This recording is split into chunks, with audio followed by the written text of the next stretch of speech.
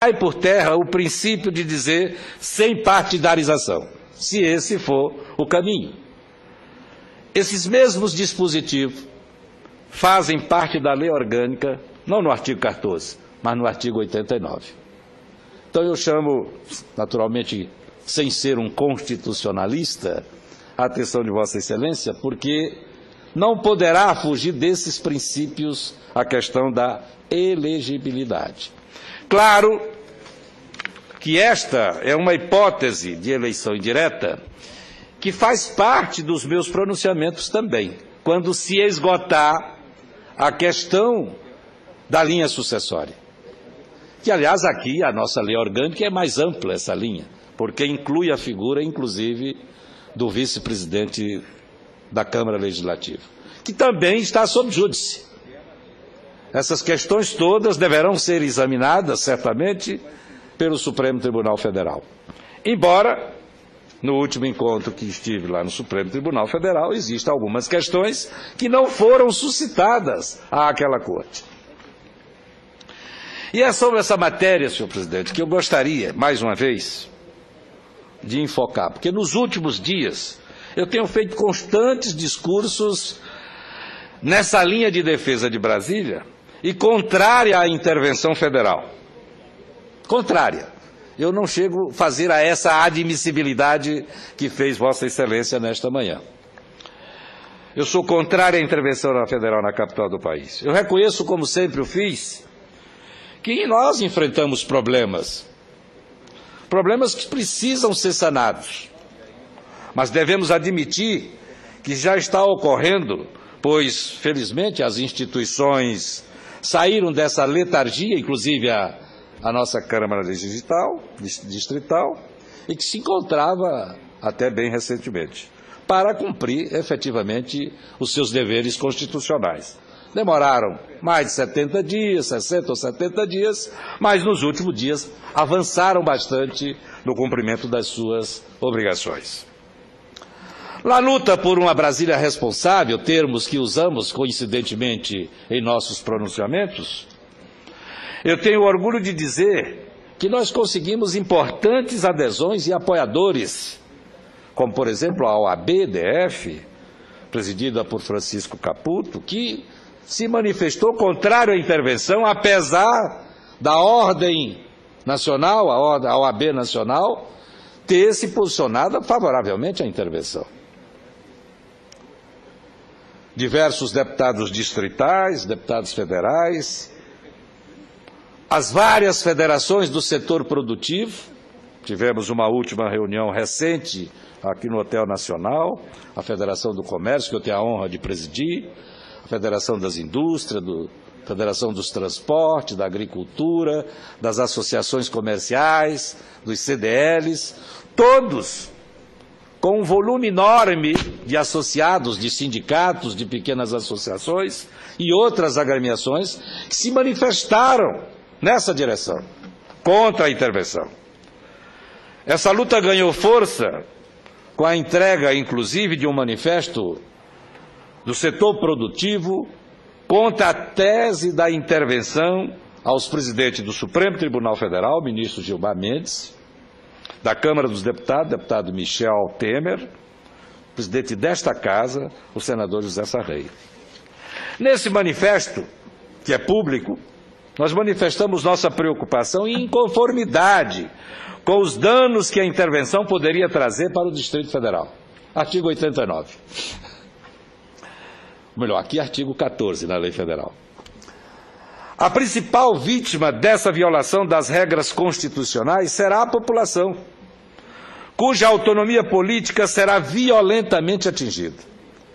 A intervenção, além disso, certamente provocará uma paralisia das atividades produtivas do Distrito Federal, causando a interrupção de obras, projetos e contratos, ensejando demissões e, consequentemente, a perda de renda e de perspectiva de vida decente para muitas das famílias e para todo o Distrito Federal.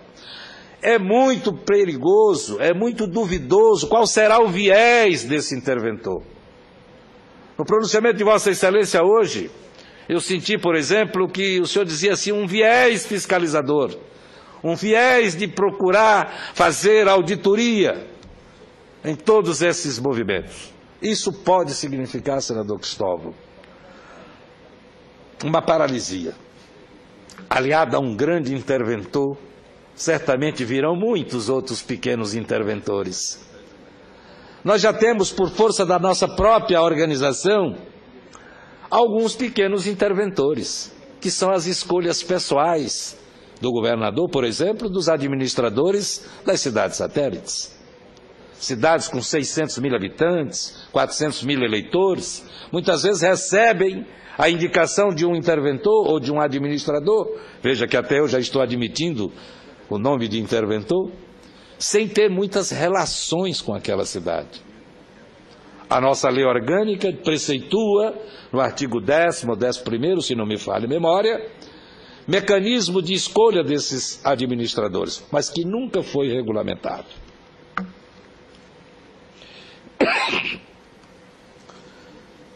Embora, voltando a esses encontros com o presidente do Supremo, da Câmara e do Senado, os três presidentes não tenham declarado oficialmente o seu apoio, é bom que se diga isso, à nossa batalha, todos concordam que uma intervenção é uma medida muito drástica e que existem outros mecanismos e saídas que se evitem danos institucionais temporários ou irreparáveis. Precisamos, pois, evitar o golpe que é a intervenção. No meu entendimento, a intervenção representa um golpe para a autonomia do Distrito Federal. E nós confiamos no espírito público dos senhores ministros do Supremo Tribunal Federal, que vão examinar e julgar essa complexa questão. Não vai com isso, contudo, nenhuma reclamação contra a figura memorável, agradável, simpática, inteligente do Procurador-Geral da República, que esteve aqui conosco recentemente num processo de sabatina. Um homem muito afável, educado, que cumpre certamente o seu dever e tem conhecimento, naturalmente, dos autos do processo que nós certamente não temos. Faço isso para me resguardar. Se a decisão do Supremo Tribunal Federal for contrária ao que hoje prego, eu não terei nenhuma preocupação em mudar o discurso, porque será uma decisão da Suprema Corte. Lembro por oportuno, entretanto, que nós entregamos também esse manifesto, inclusive ao governador em exercício, o Wilson Lima, deputado Wilson Lima, para que ele saiba o que nós pensamos, nós do setor produtivo, em relação a isso. Não obstante, nessa crença na vitória dos princípios democráticos e constitucionais, nós vamos continuar nessa luta. Encaminharemos agora mesmo o manifesto dessas organizações, da sociedade civil, ao presidente em exercício da Câmara Legislativa, ao ministro da Justiça, ao próprio Procurador-Geral da República, que fez o pedido de intervenção, o eminente doutor Roberto Gurgel. Como me referi em pronunciamentos anteriores, a mídia também tem acompanhado a questão e se manifestado em editoriais, em opiniões contrárias à intervenção. Em entrevistas, artigos e reportagens, a mídia aponta para o perigo que isto representa para a capital do país. Creio, portanto, que está muito distante a possibilidade da ingerência federal em Brasília.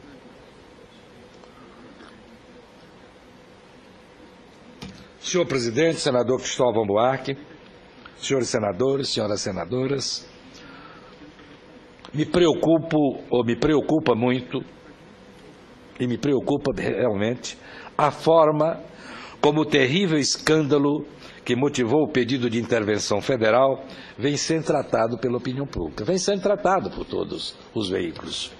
E é bom que se diga que nós aqui não estamos defendendo pessoas, não estamos fulanizando isso.